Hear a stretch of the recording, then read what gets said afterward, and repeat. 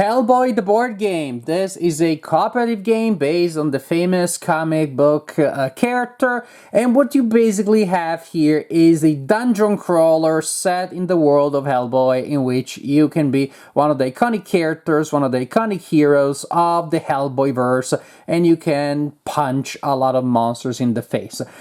There isn't a huge variety of monsters, as I will show you, but still the general idea is very appealing to me because I personally enjoy the comic books very much. Now, this is a cooperative game. You can also play it solitaire, and that is the way in which I played it. I play all scenarios by myself.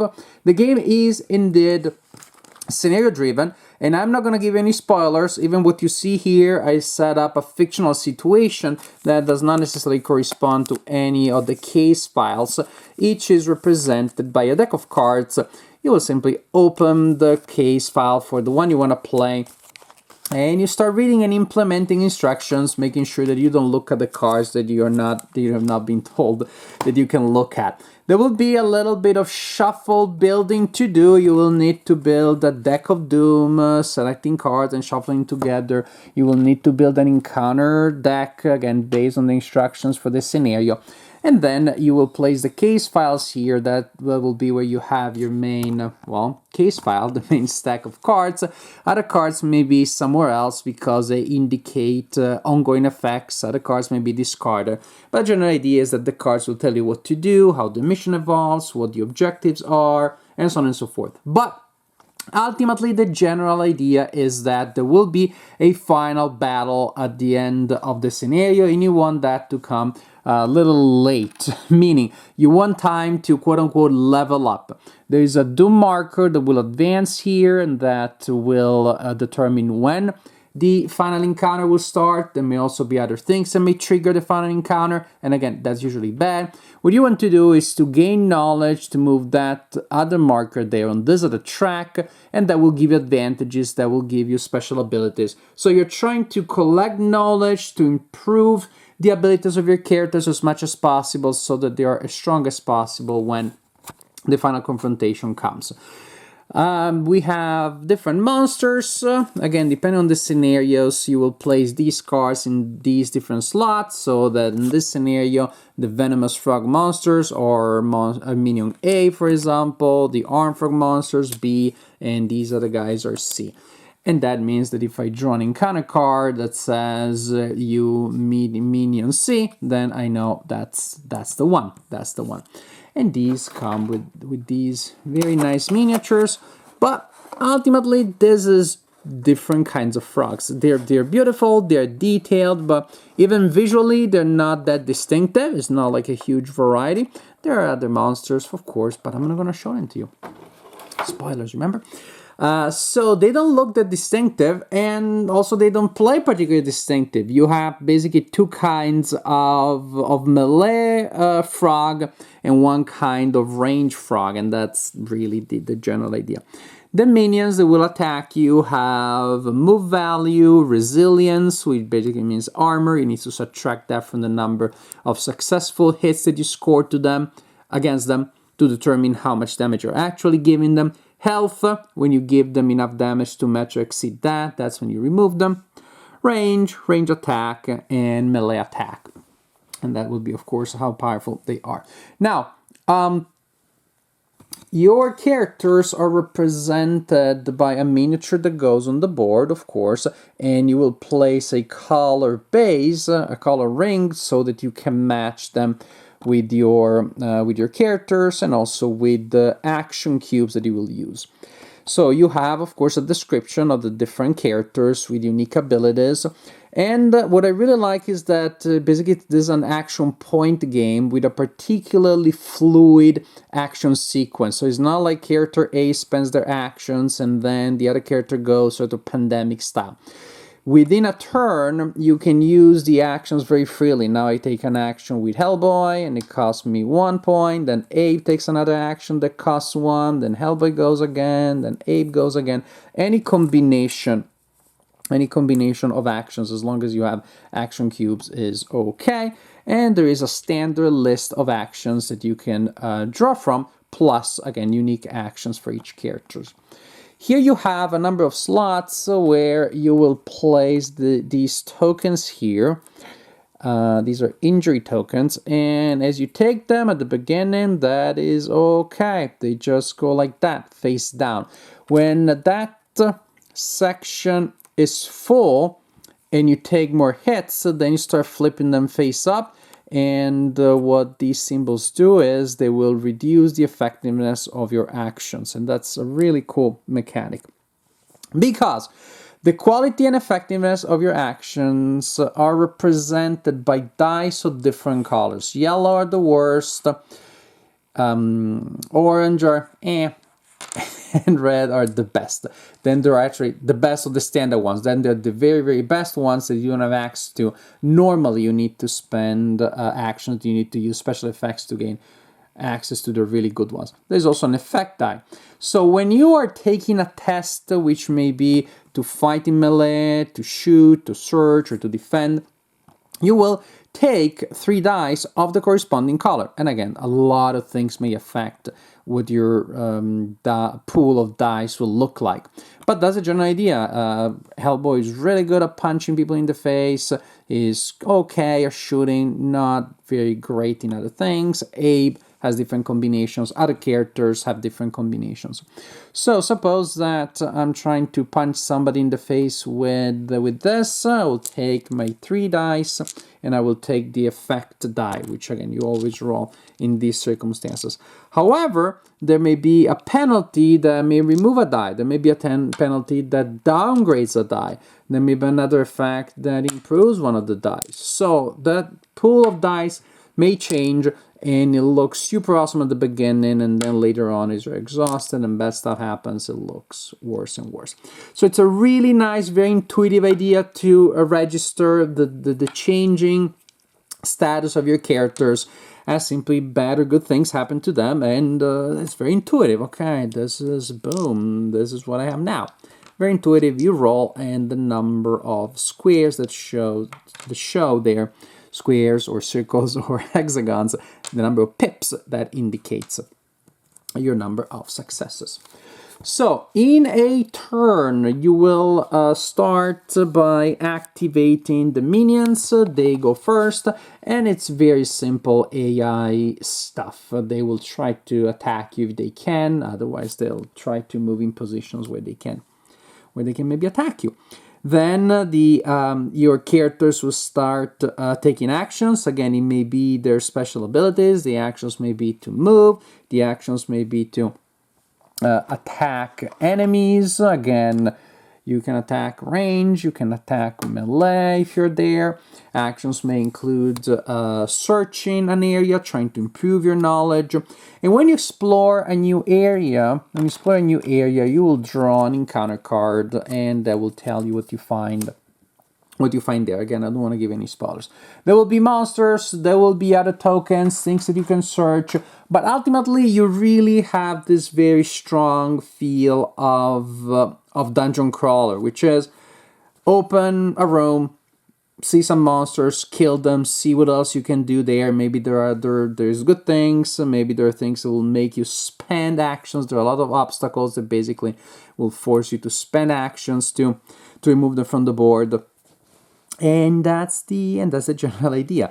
Attacking is super simple. Again, you roll the dice. The number that shows is the number. After all effects are applied, the number that shows is the number of hits. You reduce that by the resilience of your target, and then it's the number of hits that you score. To record the number of wounds that an enemy takes, you use these, to me, really annoying small plastic discs. I'm not even taking them out. They're pretty small, especially for my big fingers, and they're plastic, so they're very smooth. They're hard to pick up. They don't pile. It's hard to keep them in a pile. It's just really annoying. I wish they had used wooden cubes or wooden discs, because they have a little more. They're not as smooth. They're not as slippery. When the enemies attack you, when it's their turn to attack, well, you're rolling your defense, and again, you're trying to roll as high as possible, and the differential between your defense roll and their attack value is the number of hits that you take. You have a couple of other things that you can do, but still, this is the general idea. I'm not getting into detail because when you get there, it can get a little bit fiddly. There can be a lot of stuff that goes on. So either because of the monsters are right to you. For example, if everybody's knocked out, then the final confrontation immediately starts.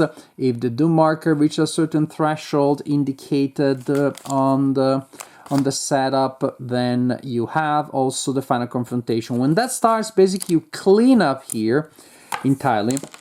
And you turn this board and you set it up again, and you also need to do a little more shuffle building to create a deck for the boss behavior, and then you're gonna have an epic fight and you're gonna see if you win or you lose. Oh yeah, I also showed you this, but I didn't mention it, that this creates a little more unpredictability, because when you're rolling your die, you're rolling your pool of die, you also always roll that die, which may give you the option, may give you the possibility of having different results that you wouldn't otherwise. For example, if you roll the double, then you double your highest scoring die, which in this case would be pretty good because I get an extra 3. But if I had rolled this, the double is not quite as good.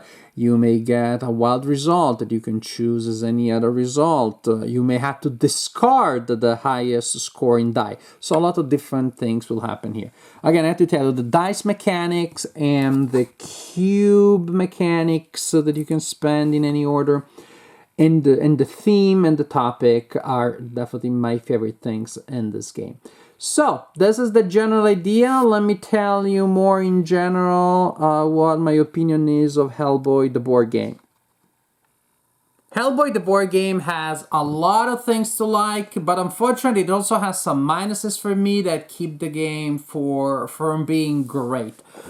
On the side of the stuff that I like, well, the main mechanics, as I mentioned, they work really well. It is very nice to have that fluid, that very versatile turn structure in which I can come and bust down a door, and Hellboy can go in and punch some monsters in the face once we see what those are, and then Abe or Liz come around and do some supporting actions.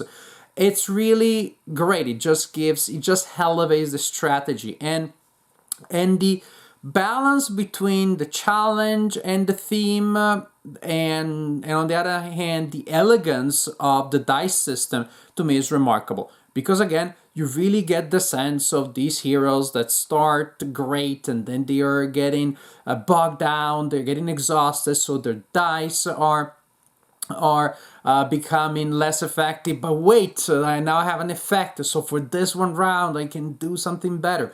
It's just a simple, elegant way, this fluctuating of your dice pool, and again, it works very well because it feels very, very thematic. And then also, I didn't mention when I gave you a sense of the general rules, but it's nice that you have also an option after you resolve your action phase that you can rest, you can take time, the way it's called, which gives a lot of great stuff. You can remove swarms of frog, you can recuperate, but other good stuff there. But then the doom token moves faster.